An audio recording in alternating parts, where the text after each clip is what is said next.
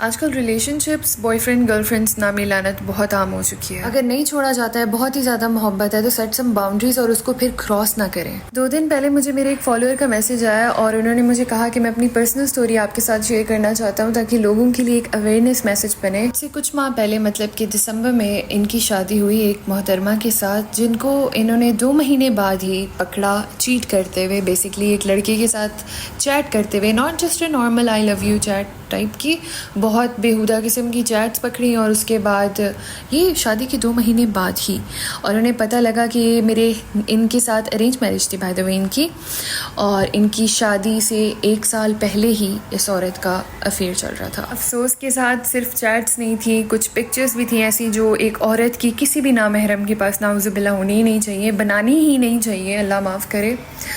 تو صرف یہاں تک بات ختم نہیں ہوئی. تھوڑی ٹائم بعد انہیں پھر سے پتہ چلا. انہوں نے کہا کہ میں نے بڑی کوشش کی اس ریلیشن شپ کو بچانے کی، اس شادی کو بچانے کی. کہ میں نے سوچا کہ میں نے ساری زندگی نہ میں کسی ریلیشن شپ میں پڑا ہوں نہ کچھ، تو میں نے اگر کسی کے ساتھ کبھی برا نہیں کیا تو میرے ساتھ کیوں ہوگا.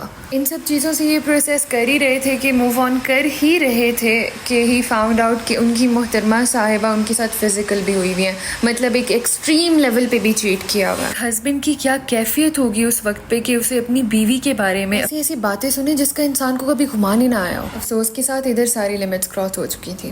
اب ان کے پاس نہ ہیل کرنے کا ٹائم تھا، نہ کچھ پروسیس کرنے کا ٹائم تھا. And he decided to divorce her finally. اور افسوس کے ساتھ بات یہاں پہ بھی ختم نہیں ہوئی. معافیاں مانگنے لگ گئی، گڑ گڑانا، معافی مانگنا، میری فیملی کا نام، میرا نام.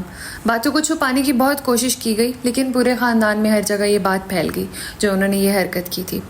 افسوس کے ساتھ ساتھ اب ان کی زندگی تباہ، اور ان کے پیٹ میں پلنے والے بچے کی بھی، بیکاز شی گاٹ پریگننٹ. 4 مہینے کی ان کی پریگننسی چل رہی تھی، اور اس سب میں انہوں نے اپنے ہسبینڈ کی اور اپنی اولاد کی زندگی تباہ و برباد کر دی. اب یہاں پہ بہت سارے فیکٹرز ہیں جن کو کلیئر کرنا چاہیے. ایک، والدین کو اپنے اولاد کے ساتھ اتنی باؤنڈنگ رکھنی چاہیے کہ وہ اپنی اولاد سے ان کی مرضی کی شادی کرنے کا پوچھیں کہ کہیں پہ کرنی ہے یا پھر آگے جا کے اگلے لوگوں کی بھی زندگی عزت خراب کرنی ہے، ہماری بھی عزت خراب کرنی ہے. شادی کرنے سے پہلے ہمیں کوئی خواب نہیں آتا کہ اگلا انسان اچھا ہے یا نہیں ہے، لیکن یہاں پہ ہمیں اللہ پاک نے دنیا میں کچھ طریقے دیے ہیں جن سے ہم پتہ لگا سکتے ہیں. ایک ہوتی ہے ہماری گٹ فیلنگ، دوسرا ہوتا ہے استخارہ. میں نے اپنے فالوور سے یہ سوال کیا تو انہوں نے کہا کہ جب رشتہ بھیجنے لے کے جا رہے تھے تب استخارہ کیا تھا.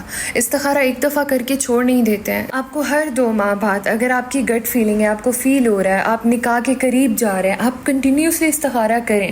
اور والدین کو نہ کہا کریں، آپ اپنا استخارہ خود کیا کریں اگر آپ کے نکاح کا استخارہ ہے تو. لڑکیوں کو اور لڑکوں کو میں یہی بولوں گی کہ خدا را اپنی اور دوسروں کی بیٹیوں کی زندگی نہ برباد کریں. مجھے مزید ڈیٹیل سے بات کرنی ہے، لیکن